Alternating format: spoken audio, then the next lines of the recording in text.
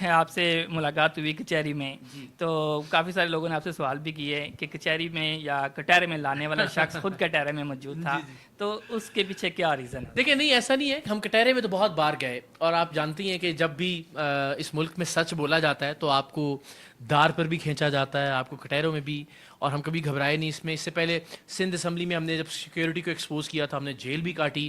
ہم نے جب پاکستان ریلوے کی سیکیورٹی کو ایکسپوز کیا تھا، خواجہ سعد رفیق صاحب نے ہم پہ ایف آئی آر کروا دی، اور بہت سارے مقدمات. اور اس ملک کی بدقسمتی یہ ہے کہ جو ڈاکو ہیں، جو چور ہیں، جو لٹیرے ہیں، جب ان کے پاس کوئی راہ فرار نہیں بچتی تو پھر وہ عدالتوں کے پیچھے چھپنے کی کوشش کرتے ہیں. اس میں بڑی دلچسپ صورتحال ہے. شف کے پیچھے پیچھے ہم بھاگ رہے تھے. ہم کہہ رہے تھے کہ بھائی ہمارا سامنا کرے. ہم اس کے اڈے پہ بھی گئے، وہاں بھی اس نے شور مچا دیا اور سارا کچھ کیا. ہم کہہ رہے تھے کہ ہم اس کو غلط ثابت کریں، وہ ہمارے آگے آگے دوڑ رہا تھا. ظاہر ہے اللہ تعالیٰ کی ذات کی، وہ کہتے ہیں لاٹھی بڑی بے آواز ہوتی ہے. اس کے مشیروں نے اس کو مشورہ دیا. حق خطیب جو کہ لوگوں کی مشکلیں اپنی شف سے حل کرتا ہے، میں جب اس پہ مشکل بن کے گرا ہوں تو حق خطیب مدعی بن کے عدالت میں آ گیا کہ جناب یہ میری بے عزتی کر رہا ہے، اس نے مجھے فراڈیا کہا ہے، اس نے کہا ہے جناب میں نشہ آور ادویات استعمال کرتا ہوں، اس نے کہا ہے کہ جناب میں خواتین کا استحصال کرتا ہوں، وغیرہ وغیرہ وغیرہ، اور اس نے جھوٹ بولا ہے. تو یہی تو ہم چاہتے تھے.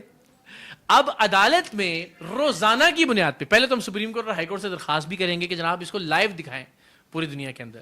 اب جب میں یہ کہہ رہا ہوں کہ حق خطیب فراڈی ہے تو میں ثابت کروں گا کہ یہ جو ویل چیئر سے لوگوں کو کھڑا کرتا تھا، یا آنکھ سے چینیں نکالتا تھا، یا منہ سے کیلیں نکالتا تھا، یہ ڈرامہ تھے. ہم جج صاحب کے سامنے سارا کچھ کر کے دکھائیں گے، اور ان سے ریکویسٹ کریں گے کہ الشفا سے، پولی کلینک سے، آغا خان اسپتال سے، باقی اسپتالوں سے صحیح مریضوں کو بلائیں، اس کو بھی بلائیں اور اس کو کہیں کھڑا کریں اپنی ویڈیوز کی طرح جیسے وہاں پہ لوگوں کو کھڑا کرتا تھا. تو اب کورٹ میں فیصلہ ہوگا. پہلے تو تھا نا کہ یہ کہتا تھا جی میں سچا ہوں، ہم کہتے تھے ہم سچے ہیں. اب تو عدالت کے اندر پتہ لگ جائے گا کہ کون فراڈیا ہے اور کون غلط کسی کو فراڈیا کہہ رہا تھا. پھر اس نے کہا جی قرار نے مجھ پہ غلط الزام لگایا کہ میں نشہ آور ادویات استعمال کرتا ہوں. تو ہم ثبوت بھی پیش کریں گے، ہم گواہ بھی پیش کریں گے، اور ہم عدالت سے درخواست کریں گے کہ حق خطیب اور شف کا بلڈ ٹیسٹ بھی کروایا جائے.